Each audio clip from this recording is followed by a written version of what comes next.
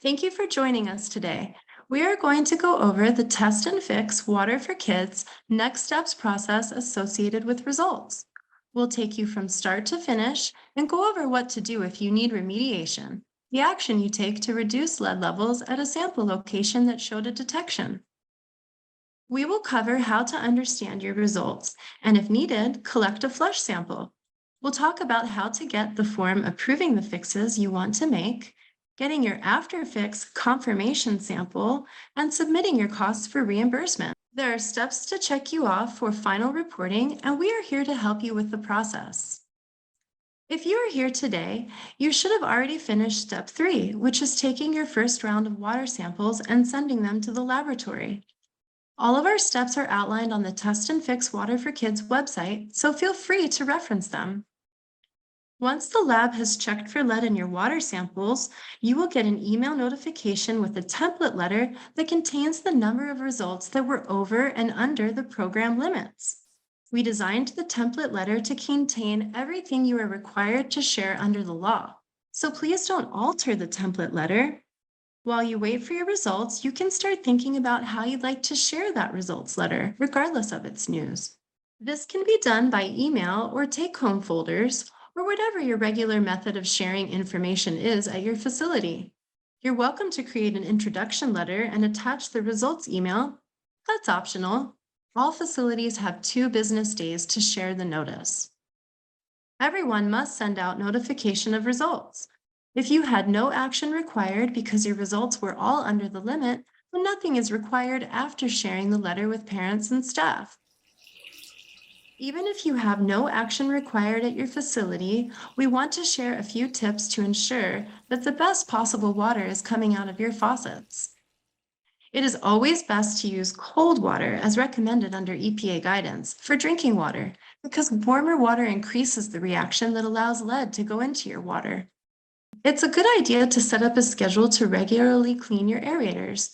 Aerators are a great way to catch the particulates, but it can be a source of contamination if some of the particulates have lead in them.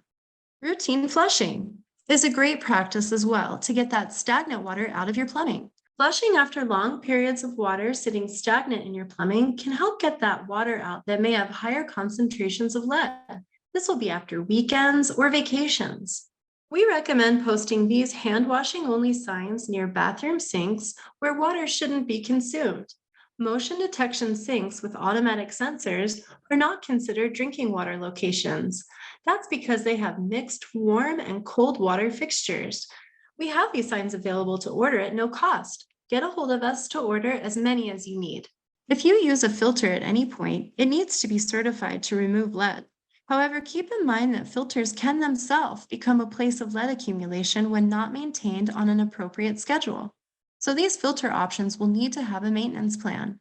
Incorporate that into your annual tasks, or when the indicator light goes on, replace the filter. What if the facility has a result of 5 parts per billion or above? An automatic email with results will identify how many of your fixtures exceeded that 5 part per billion level. Those fixtures need to be removed from consumptive use as soon as practically possible. This can happen with signage, physically turning off the water, disconnecting, bagging, or other ways. Keep in mind, non-consumptive actions like hand washing, dishwashing, and sanitization uses can continue. We want to make sure that kids don't drink from these locations, so in some cases, it may be best just to shut it off. Please reach out if you have any concerns about adequate access for drinking and cooking water. It is very important that when you get your results to take a deep breath and wait for us to reach out to you. Do not start ripping out fixtures when you see the results. We need follow-up samples to help us identify the source of lead. Flush samples allow us to locate the source of lead and inform us of how to fix the location. Our system will automatically generate and send a flush sampling kit if you have results of 5 parts per billion or greater. In general, the flush sample is taken under the same conditions you took the initial sample with, but with a different method. Let's take a look. We would like sampling to occur on a day following regular use of your facility. If your facility is closed for a break, please go into your facility on the day before you sample, unflush all of the toilets, and turn on all the water taps to move water through your building. We do not want flush samples to represent water that has been sitting for longer than 18 hours. Please contact our technical assistance team if you have questions. When taking that flush sample, pay particular attention to step 5. When you go to the faucet, you will turn on the cold water to let it run for 30 seconds with a gentle flow. Not a hard rush of water, but a nice gentle flow. Then collect the water in the bottle. This will help us isolate if it is only the fixture or if it is the plumbing that connects to that fixture. So basically, what is behind the wall. Older fixtures and supply lines, old brass valves and solder can still contain lead, and so we don't want to leave out those possibilities during this process. So again, the flush samples are only for locations that have a result of 5 parts per billion or greater. The water captured in the sample cup after 30 seconds helps us identify the water downstream of the fixture. This will ultimately help us determine the best fix for each location so you can be one and done. If you start ripping out fixtures before the step, we can't guarantee that that was the best fix and can't offer reimbursement. Flush results are reported when results are released to us from the lab. Once we have the flush results, we will generate a remediation form for you.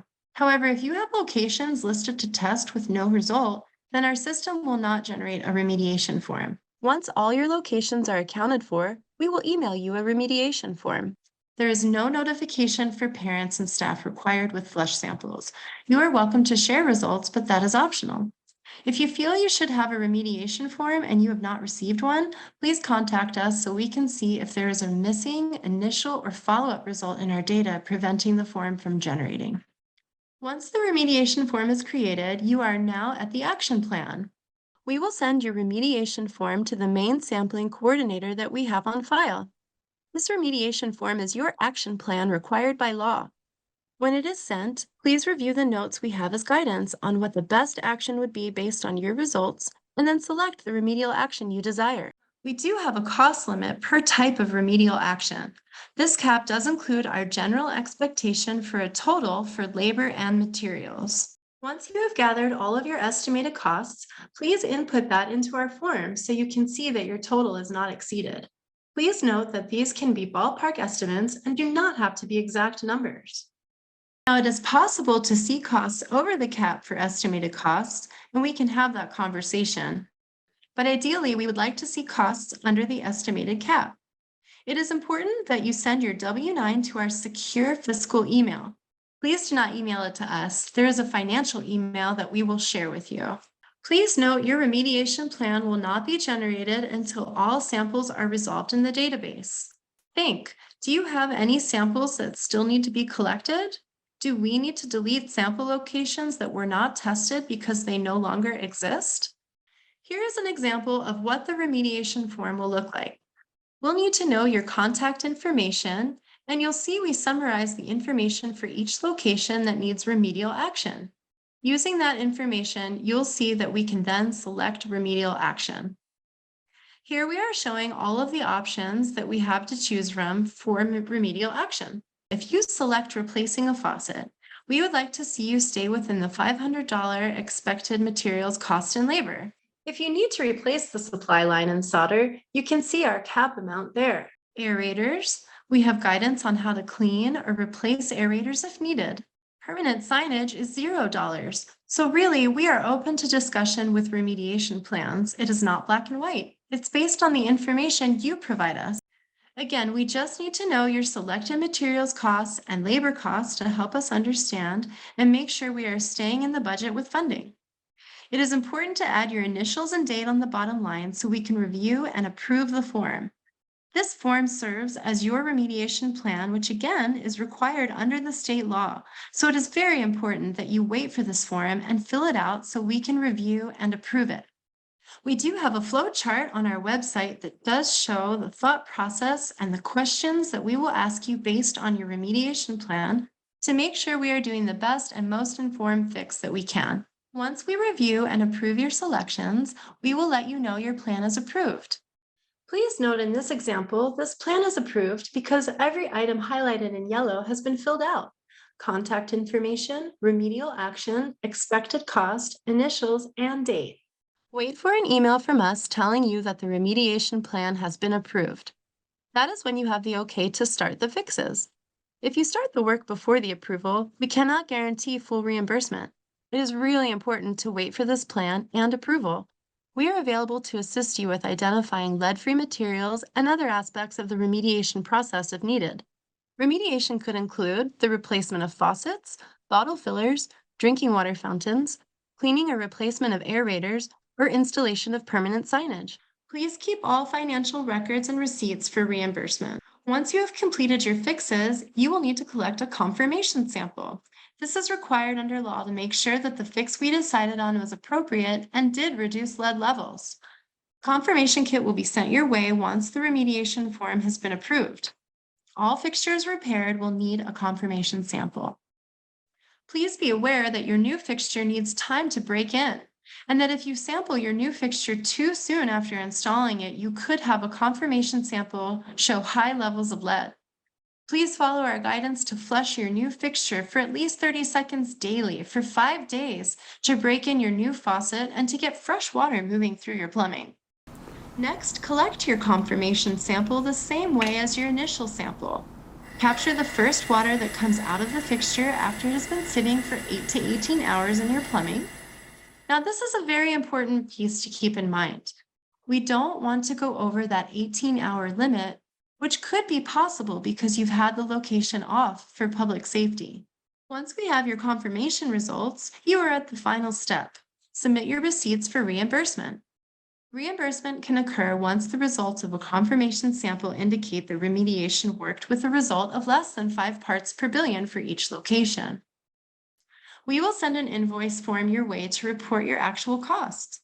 Submit the form with your receipts to our secure fiscal email address.